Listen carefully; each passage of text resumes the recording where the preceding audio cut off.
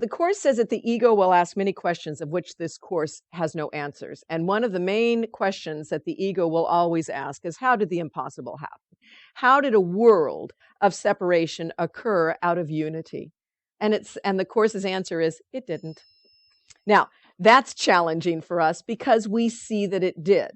And what the Course says is the moment that the thought of separation entered the mind of the Son of God, that he could be separate from his source, came the answer through the Holy Spirit, and that thought was healed.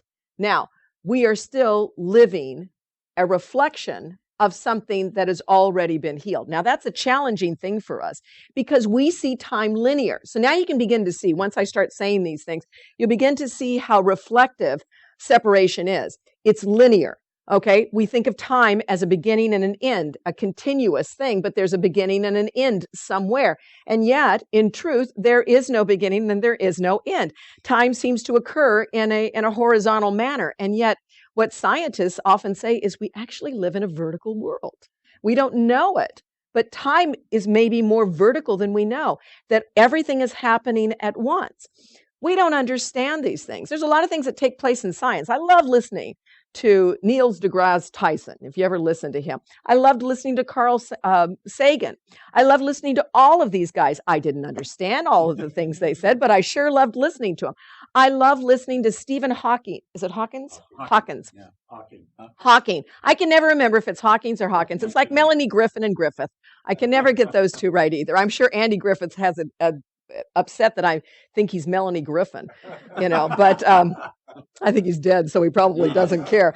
But anyway, my point in saying this is I love listening to what they say, and I get little pieces of it, but I don't understand it all. And I think that's why you have some 600 pages in the text and some 365 lessons in the Course and a manual for teachers, is because our minds only grasp pieces of it at a time.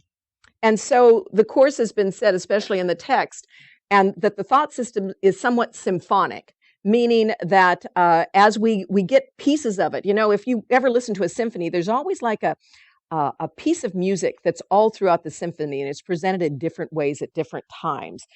Sometimes the violin will present it, other times the oboe will do it, or, different. We'll get these, and it'll be done in different variations.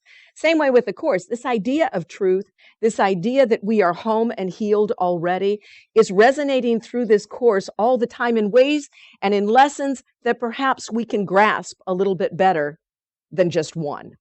And so it's continually told to us. The thing we need to hold on to, Paul, is this. There is no world out there. That's what the Course would say. There is no world out there. And the attention we place on that, which is mighty, is what causes us to not place much attention within ourselves and to perpetuate the illusion. That's why I picked this lesson tonight, because as much as we may say that, how do I practically experience that? And the Course itself says, these perennial truths or pinnacle truths may be real, but if you believe in the lie, then we have to deal at the level of what you believe, where you experience it. So that's why this lesson to me is it's great, because of it harkens to the truth, but it does deal at the level that only we can understand right now as we believe in this illusion.